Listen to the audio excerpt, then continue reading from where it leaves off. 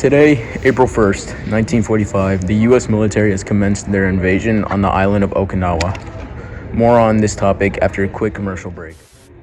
Introducing a new appliance for your futuristic kitchen, the microwave oven. This flashy new item can heat up your meal in just minutes. All you have to do is put your food in and set the timer.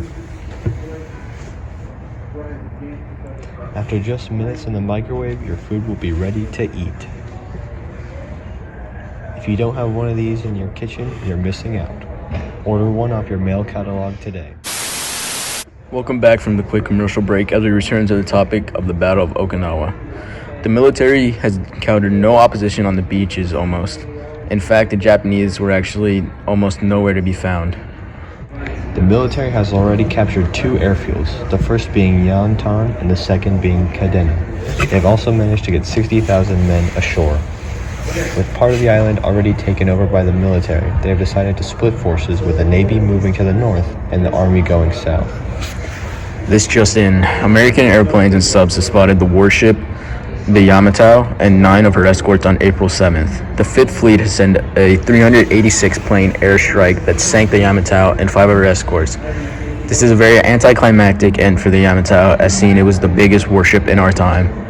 It has now been 7 days since the start of the invasion, and the U.S. Army has reached the first fortification of the Japanese, known as the Kakuzu Aoki Line. We're starting to learn that the Japanese are actually hiding in concealed killing zones such as caves and trenches that they had made. They are using hidden machine guns and pre-sighted mortars, leading to countless American soldiers lost. Our response to these killing zones was to bring out the artillery, forcing the Japanese to stay underground. The Army has begun sending small units into the gaps between enemy pillboxes, although this tactic we are now seeing is only partially effective.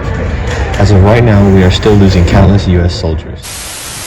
It has been a week since we last heard from the island of Okinawa, but we have just been informed that there has been no progress on the south end of the island. But on the north end, Marines are taking complete control over the north end. It is now April 19th, and the U.S. Army has begun their assault on the Kakuzu Aoki Line with a bombardment of 650 planes, 18 warships, and 324 artillery pieces. Yet this has had no effect on the Japanese, who have hid themselves away underground where they are safe and sound.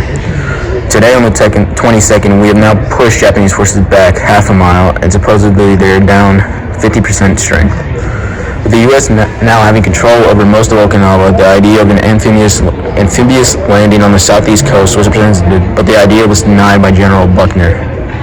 It is now late April, and there has been no advancements on either side. With the Japanese still having the high ground every time we try and make a push, we just lose more and more soldiers. General Buckner, knowing that we have still made no progress, refused to change tactics, leaving many of his subordinates confused. It is now May 4th, and the 32nd Army staff have unanimously decided to launch an offensive. This offensive did give some local successes, but the 32nd Army has now lost 7,000 men, and many artillery pieces have been moved out of their caves to help support the attacks. The 10th Army has now resumed its offensive on the 11th, and oh my, I have just been informed that all while this is happening, the Japanese have launched 2 kamikaze attacks hitting the Bunker Hill, killing or wounding 700 of its men, and taking the battleship out of the war. 3 days later, and another one of our carriers, the Enterprise, has been hit by yet another kamikaze attack, forcing her to withdraw as well. May 21st, the U.S. Army has managed to gain another half a mile of ground against the Japanese. On the 22nd, the spring rain has now started and has lasted all week, stalling the American offensive. We have now reached the 29th of May, and the Japanese forces have started to withdraw the Cayenne Peninsula. During this week-long retreat, the 32nd Army has lost another 20,000 men and large amounts of arms and equipment to make things worse. 30,000 survivors weren't combat troops. Afterwards, the 6th Marine Division landed on the Oroku Peninsula, where they battled the Japanese for 10 days, while the 10th Army recuperated and waited until June 9th to attack the Cayenne Line, chipping away at the Japanese defenses, forcing them to commit to their few reserves.